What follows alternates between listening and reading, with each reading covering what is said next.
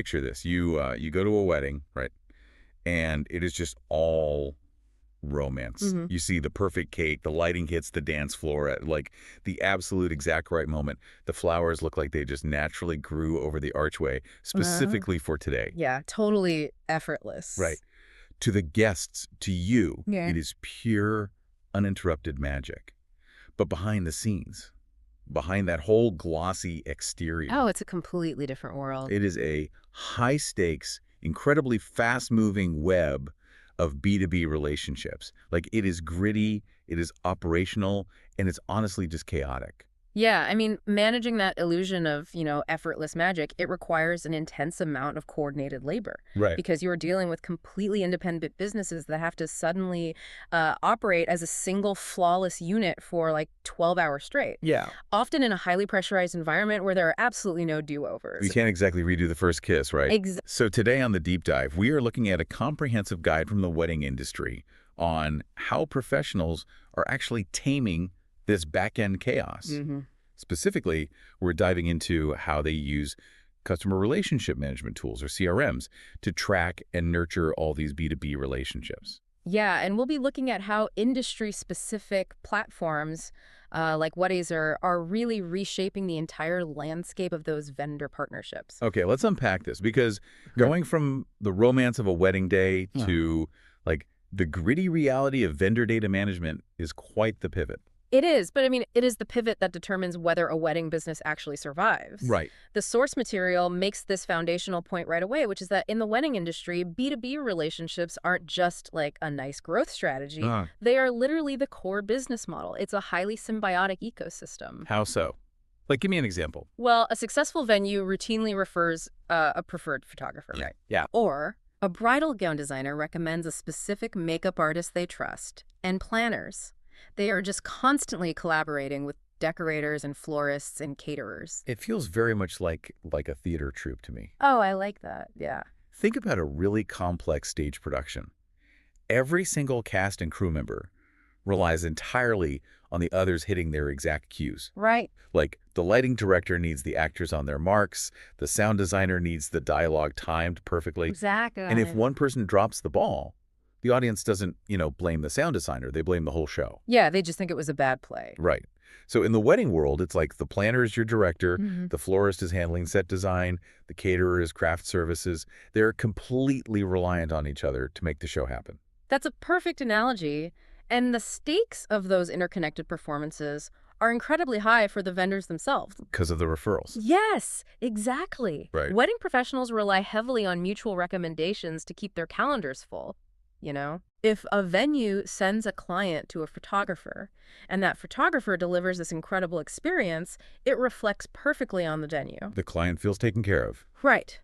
But if the photographer is, unprofessional or misses crucial shots or maybe clashes with the guests, Yeah. the venue loses massive credibility for making that recommendation. So this interconnectedness, it's the absolute lifeblood of the industry. I mean, the logistics of that interdependency sound terrifying. Oh, they are. Like, if referrals are the lifeblood and you have dozens of vendors interacting across, hundreds of events a year? Easily. How are these professionals actually keeping track of who owes who a favor or who consistently delivers? Because that cannot be done in your head. No, definitely not. And historically, it has been an absolute mess. I can imagine.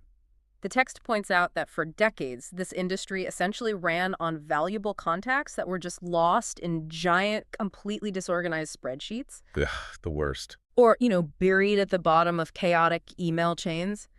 Imagine trying to run that complex theater troupe you mentioned, but the director's only script is a collection of sticky notes. Right. Sticky notes and unread text messages from 6 different group chats. Exactly. And a dropped ball in that scenario isn't just a momentary annoyance. It's often a severed relationship. Because trust is so fragile. Precisely. If I'm running a premium venue and I reach out to a caterer with a really lucrative lead, and that caterer takes 6 days to reply. Yeah, because your email got buried under client inquiries in their messy inbox. Right. I am never referring them again because my client was left waiting, which makes me look bad. Yeah, you look like you don't have your act together. And the source makes this critical point-poor communication damages vendor trust faster than almost anything else. Wow. So a systematic approach to organizing these relationships is mandatory. Rely relying on memory or gut feelings or, a color-coded spreadsheet, it actively throttles a business's growth in a referral-based economy. Okay, so the breakdown of those manual systems obviously pushes businesses toward the technological solution presented in the guide, which is the CRM. Yes. But I am going to push back on the terminology here just a little bit. Okay, go for it. Because when I hear customer relationship management, I instantly picture corporate sales teams. Right, the boiler room. Exactly. I imagine a bullpen of guys in cubicles making cold calls, logging quotas, running through massive pipelines of, like, faceless leads. Yeah, it sounds very sterile. It feels incredibly clinical for an industry that is built entirely on romance, aesthetics, and personal taste. Well, the source material actually anticipates that exact skepticism. It redefines what a CRM actually does in this specific context. Okay.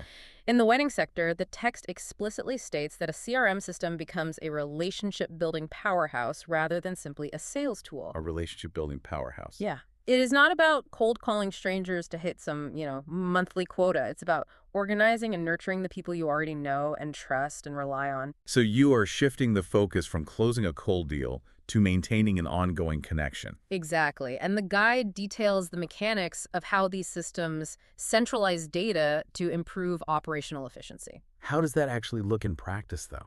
Well, instead of searching through endless emails to find, say, a caterer's dietary restriction policies, a professional can just instantly access a comprehensive vendor profile. Oh, nice. Yeah. This profile houses their contact info, the entire history of communication between the two businesses, notes from previous coffee meetings. Wait, really? Even notes from coffee meetings? Oh, yeah, everything. The status of current mutual contracts, collaboration timelines for upcoming events. It's all just in one shared memory bank. I mean, taking the administrative anxiety out of the relationship allows the vendors to actually focus on the creative work. Exactly. Like, if a planner and a florist are collaborating on an event, and the planner can just see the florist's updated mood board and installation timeline directly in the CRM dashboard. They don't have to play phone tag for 3 days just to confirm delivery times. Right.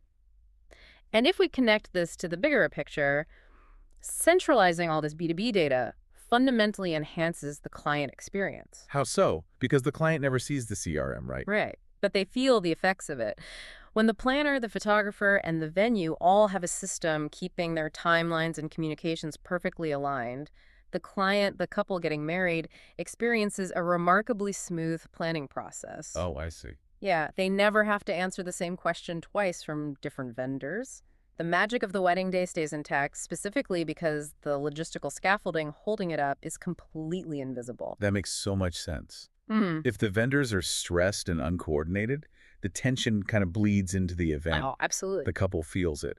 But if the data is centralized, the collaboration just happens in the background. Exactly. But having all that data in one place is only half the battle, right? Like, storing the history of a relationship doesn't inherently maintain the relationship. That's very true. Because doing the daily maintenance, like checking in, sending thank you notes, scheduling catch-ups, that could easily become a full-time administrative job. And that's where the technology really steps in to do the heavy lifting. The source details how professionals use automated workflows to nurture these connections. Okay. Because manually following up with dozens of vendors after every single wedding season, it's literally impossible for a small business owner. Right. So the CRM automates those routine touch points. It sends out scheduling links for quarterly coffee meetups.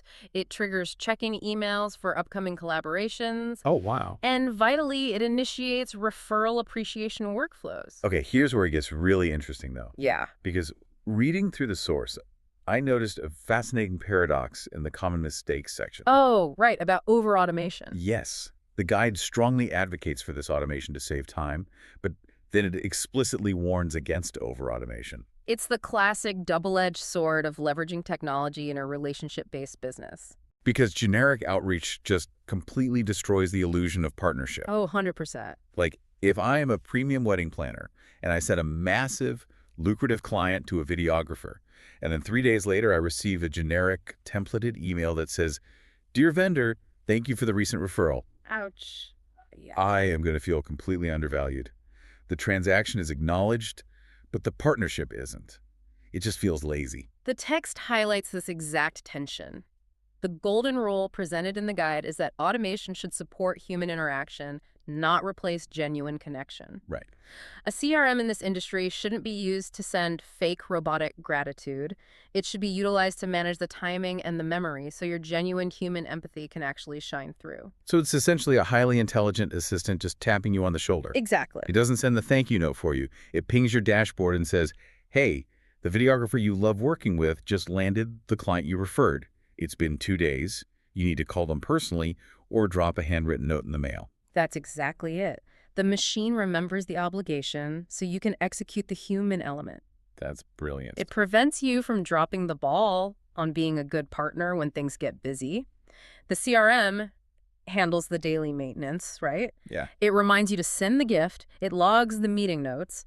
But beyond basic maintenance, a business needs to know which of these relationships are actually driving revenue. Because not all relationships are created equal. Exactly. We all have professional peers we love grabbing coffee with, but Right. that doesn't necessarily mean they are contributing to the bottom line. Right. This requires moving beyond just like an organized address book Yeah. and getting into the actual analytics. Mm-hmm. Because if I'm running a wedding business, I can't treat the boutique that sends me one tentative lead a year the exact same way I treat the massive estate venue that sends me 20 confirmed bookings. Right. I have to segment them. And the guide breaks down exactly how to strategically categorize these partners. Or the segments. So the segments include premium referral partners. Those are the heavy hitters you just mentioned. Okay. Then you have event collaborators, venue partnerships, bridal fashion connections, and seasonal partnerships. Got it.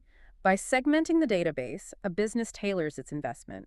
You spend your high-value networking energy, the expensive dinners, the premium gifts on the premium referral partners. While maintaining the others with less effort. Exactly. You maintain seasonal partners with lighter automated check-ins. But measuring the success of a relationship, like measuring the value of those segments, means tracking hard metrics, right? You aren't just categorizing them by how much you like them. Definitely not. The text outlines tracking things like referral frequency, conversion rates on those referrals, repeat collaborations, and the overall revenue impact. Okay, that makes sense. And what's fascinating here is how tracking this data completely flips the script on how these businesses operate. Really, how so? Well, without a CRM, a wedding planner might assume their best relationship is with a particular florist simply because they have great phone conversations. And maybe they've collaborated on a few visually stunning shoots. Sure. The planner just kind of feels like it is a highly valuable partnership. But the hard data reveals that the florist has actually only sent one referral all year, and that lead didn't even have the budget to book. Exactly. Meanwhile, maybe there's a quieter venue manager who only ever communicates via really brief emails, but they've actually referred $50,000 worth of closed business. Bingo! The analytics remove the emotional bias from business development. Wow. It stops professionals from investing all their networking capital into the loudest relationships and directs their focus toward the highest performing ones. You let the conversion rates dictate your strategy, not your gut feeling. Taking these general CRM strategies like centralizing data, utilizing smart automation, segmenting partners, it's incredibly powerful. It really is. But the source material repeatedly highlights a specific platform, Weddizer. Yes, Weddizer. The industry seems to be taking these foundational business principles and supercharging them with platforms built specifically for the unique quirks of the wedding world. Yeah, because general CRMs, like Salesforce or HubSpot, they are brilliant for data, but they are built around traditional sales funnels, right? Moving a lead from a prospect to a closed deal. Right. Very corporate.